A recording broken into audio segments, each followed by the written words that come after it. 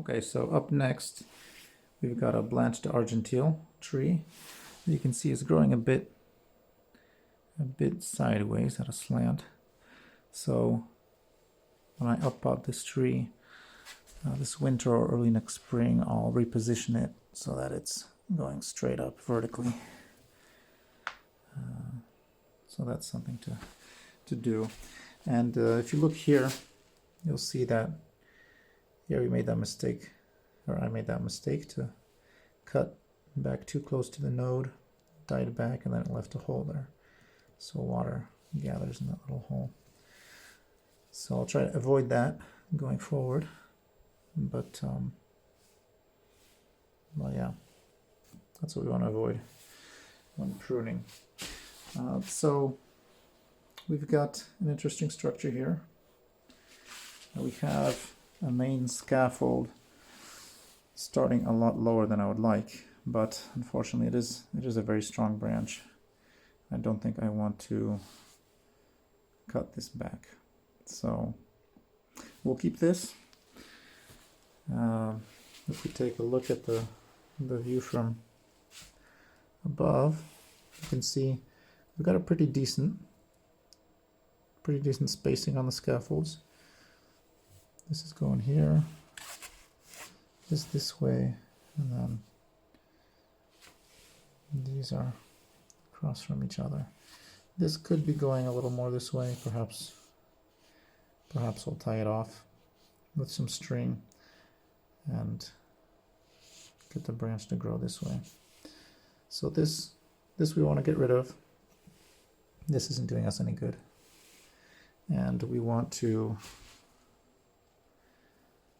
cut these scaffolds back to force them to branch out on the sides. So let's get that done.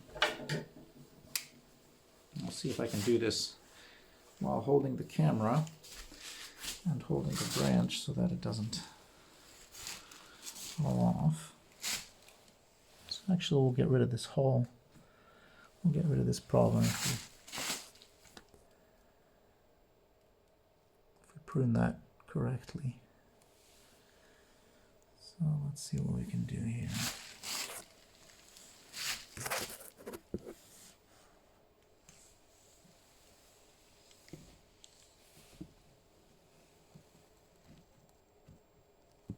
And we'll prune at an angle so that water slides off.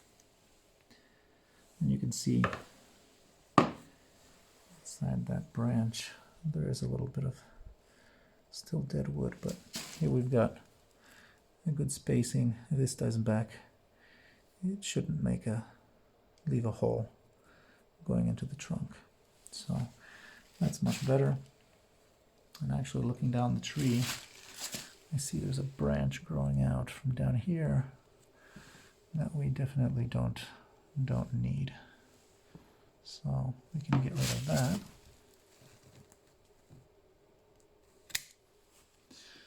All right, that's done.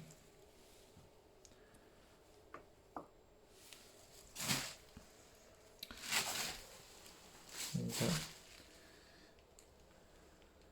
a nice structure there.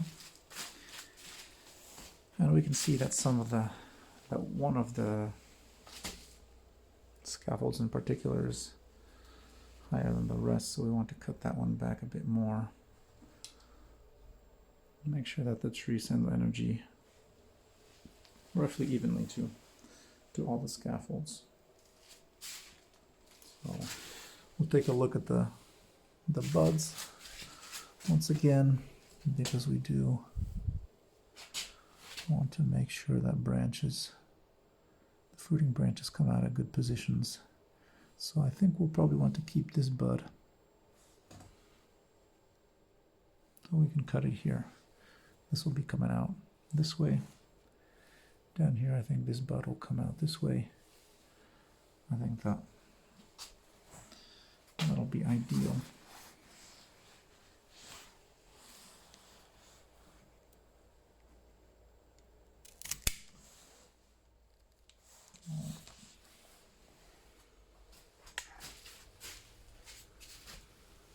So That's cut back. Now they're roughly even with each other. So we'll just cut the tips off of these. And these are about, I think, 16, 17 inches. I think I want to keep them that length. Maybe shorten this vigorous scaffold coming from down lower. But I'll just snip off the tips of these to encourage them to send out fruiting branches from these buds. So snip this off.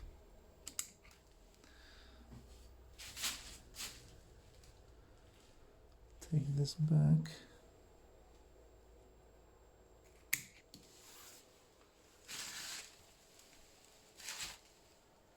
And here again,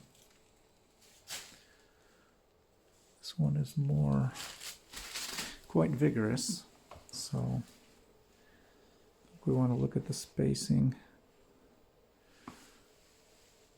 Maybe take this back a little more.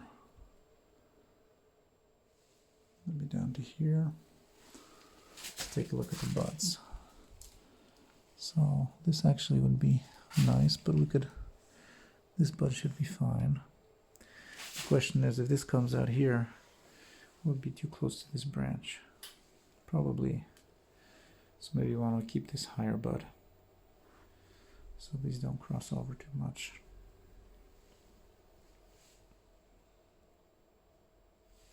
And we'll leave maybe that option there.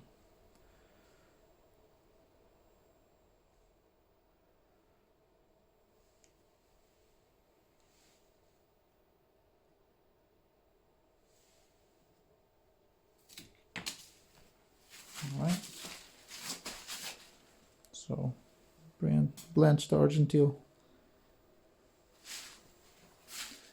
looking good.